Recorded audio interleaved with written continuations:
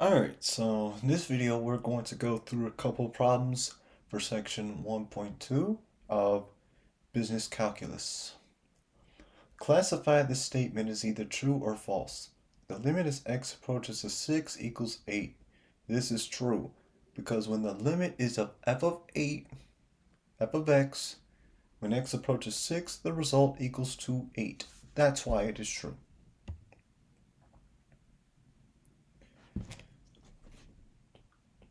Use the theorem of limits of rational functions to find each limit. If necessary, state the limit does not exist. So the limit as x approaches 1 for 7x plus 2. This one is pretty straightforward. All you need to do is plug in the 1 into x. So 7 times 1, that's 7, plus 2 equals to 9.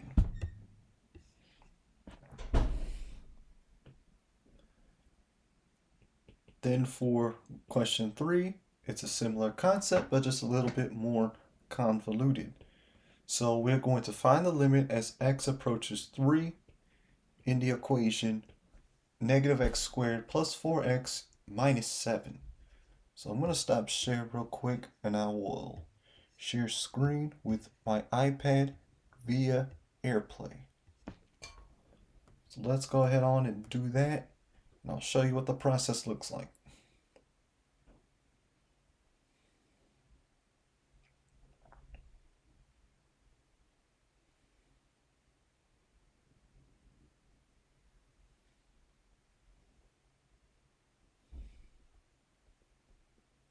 Alright, y'all, so let's get back in there. So we're going to plug the 3 into the x's. So 3 squared, that is 9, multiplied by negative is negative 9. Then 4 times 3 is 12, minus the 7. So then if you plug this into your calculator, negative 9 plus 12 minus 7, that should be equal to negative 4.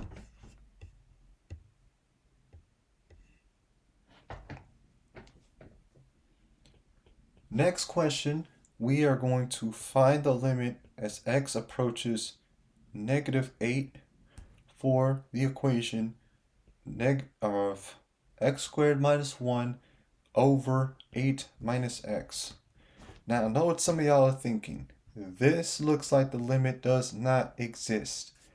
But hold up, let's see about that. So we're going to plug in negative 8 into x.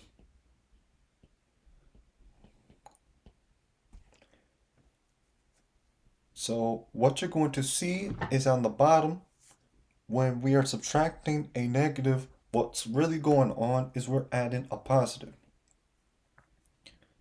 So then 8 squared, negative 8 squared, that's 64. 8 minus negative 8, that is 8 plus 8, that equals 16. Then 64 minus 1 equals 63.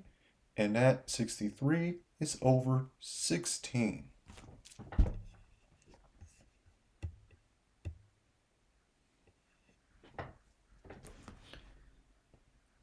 Next, we're going to find the limit as x approaches negative 6 for the equation x squared minus 36 over x plus 6. Now, a lot of people are looking at this and are thinking, wait a minute, if we just plug in negative 6 into the equation right now, we will see that the limit does not exist because the denominator would be 0. If we were to do it this way, you'd be right. However, there's one caveat. This x squared minus 36 can be broken up. So how do we break it up? We separate the x's. Then for the 36, the number that we would multiply squared in order to get 36 would be 6 itself. And to get the negative, we'd have a positive 6 and a negative 6. What this is going to allow us to do is to get rid of the x plus 6's because they are on the numerator and denominator. So we can cross these out. Then When x is equal to negative 6, we can substitute the x for negative 6, take 6 away from that, and the limit is equal to negative 12. So the important thing is to break up that x squared minus 36 into two separate parentheses, and that will isolate one of the two and get rid of the denominator.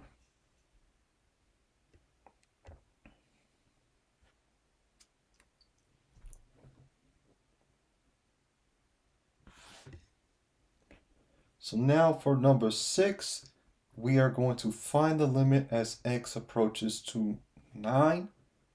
And we have x cubed minus 729 over x minus 9. Now, if we were to plug in 9 right now, then we would have 0 over 0, which is not what we want. And even if it's not a 0 over 0, the fact that we'd have a denominator that equals 0 is bad news. So for this one, what do? Well, we break up this x cubed minus 729 into two parentheses. The first one obviously will be x minus 9, so we can isolate these two. But then what about the other one? Well, since we took out one x, we're going to be left with x squared. Then what are going to be the other components? Well, we're going to have 9x plus 81. Now you might be wondering, why did we choose that one specifically? Well, let's say we were to multiply x times x squared, that would be x cubed, right? Then negative 9 times 9x, that equals negative 81x. Or actually, let's go one at a time. So x times x squared, that's x cubed. Then we'd have x times 9x, that'd be 9x squared. Then we'd have x times 81, which is 81x. Then negative 9 times x squared, that's negative 9x squared. Next, we'd have negative 9 times 9x, so that'd be negative 81x.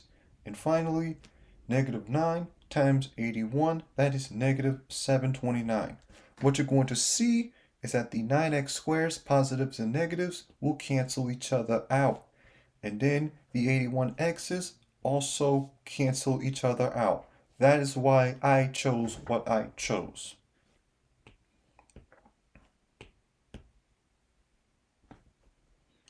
So with that in mind, since we have the x minus 9 here, we are going to get rid of those. Then we're going to plug in the 9 to substitute x. So we have 9 squared plus 9 times 9 plus 81. 9 squared, that's 81. 9 times 9, 81. And then another 81. So you can add these three up, or just multiply by 3 if you want. And you will see that the limit is equal to 243.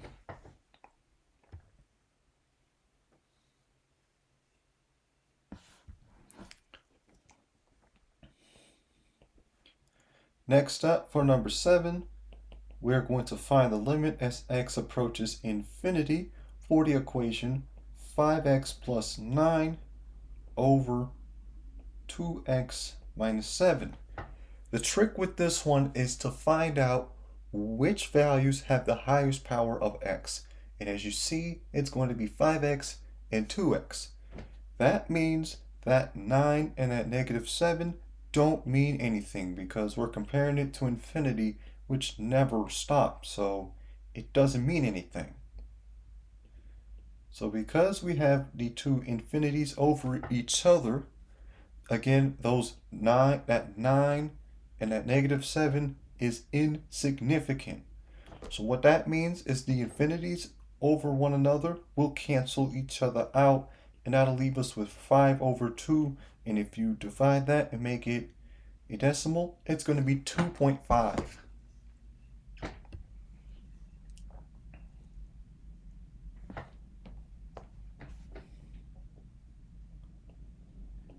Next up, for number 8, the limit as x approaches infinity. On the numerator, we have 36x cubed plus 5x squared minus 5x. And that's going to be over 42x cubed plus x squared plus 4x plus 1. Again, this looks gnarly, it looks bad, but remember, when x approaches infinity, we are only going to factor the numbers that have the highest power. The numbers that have the highest power on the numerator and denominator are 36 and 42. What's their power of x? It's going to be cubed. So 36 times infinity cubed, then 42 times infinity cubed. Again, infinity never stops. There is no limit. So this infinity cubed, both of those get canceled out, and we're left with finite numbers of 36 and 42, which you can simplify down to 6 over 7 by factoring out a 6 for each of those numbers.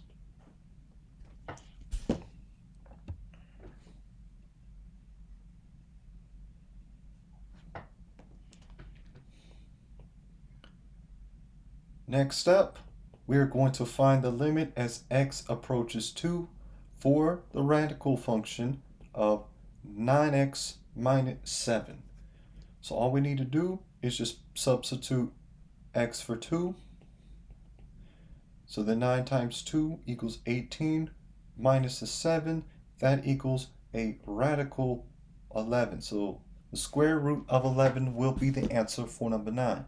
Very straightforward.